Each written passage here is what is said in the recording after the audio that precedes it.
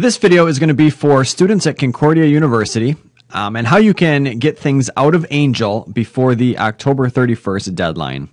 So I'm going to walk you through a course that I have here, and I'm going to show you a couple different types of items that I'm going to remove out of here. So I'm going to show you how you can move Dropbox submissions. I'm going to show you how you can get discussions out of here, and then also how you can get test scores and stuff like that out of here as well.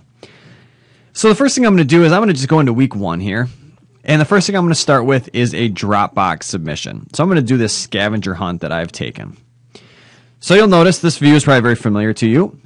You could just print this if you wanted so that you were to get your professor's comments if you needed those. So if I were to go up here in the top right and hit print, you'll notice that that feature is going to come in very handy for a lot of different things. However, for this situation, it would not actually download the paper that you turned in. So you might have to print this, and then also clicking on the paper, you can click on the submission that you turned in as well, which would download to your computer if you did not already have it. Now, if you already have a bunch of these documents saved to your computer, you won't have to worry about that, and maybe you're just looking for those specific comments. Okay? So again, you can always use this print feature up here. Now, a nice thing that you can do with this print feature, if you don't necessarily have a printer by you, your computer may have the option in this destination area to save as a PDF, which would be real handy because then you have a digital copy of this, and then if you needed to print it off later, you could by having this PDF. So that's a nice option if you did not know you can do that, that you can print to PDF. Okay, so that is how you would get a Dropbox submission out of Angel. The next thing I'm going to show you is how you can do a discussion board. Now, discussion boards get a little tricky because if you think about it, there's a whole lot of different things that you may have replied to or made a submission on. So I'm going to kind of show you what I think is going to be best and easiest for you to get your information out here, especially if you need it for a portfolio or for future records. The first thing I like to do is change this to a nested view. Okay, and by doing that, you will notice that I have my post right here that I did, and then I have all of the replies underneath it. And what's nice about this is it's all in one screen. If I were to be doing the threaded view, and if I expand my post, you'll notice it doesn't show what other people had to say. And even when I click on my specific post, it only shows mine. So it doesn't show what everybody else had to say. So I like this nested view that you can do. And what you can do then is you have everything that people replied to your post and so forth. So then you could go up to print. And once it loads up here, the preview, you'll notice then that you will have a couple pages of your post and then all of the replies to it.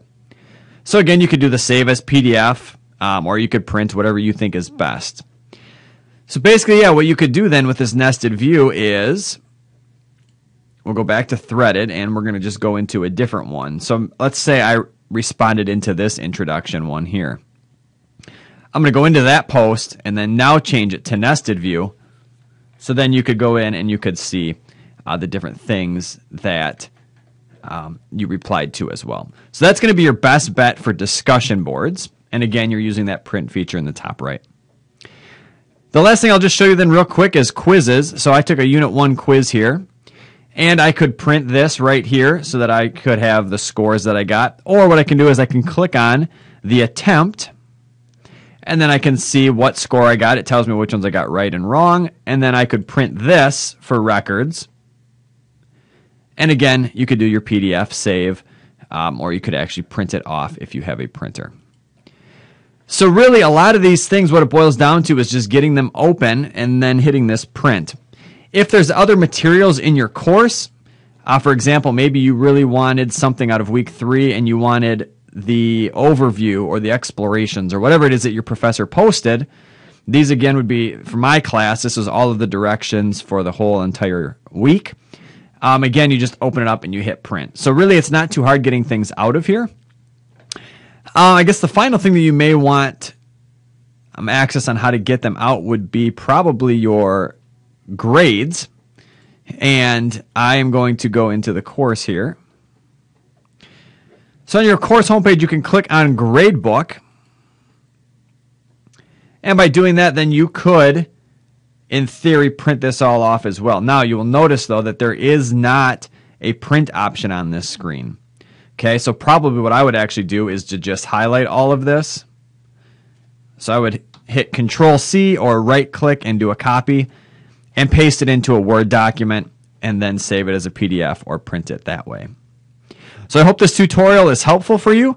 You can always contact the CELT department. You can call us, or you can give me an email or a call. My email is justin.frisk@cuw.edu. But your best bet would probably be to email our student worker desk, which would be swcelt, so swcelt@cuw.edu, so that we can create a help spot request for you, and then we can get back to you with any questions you may have.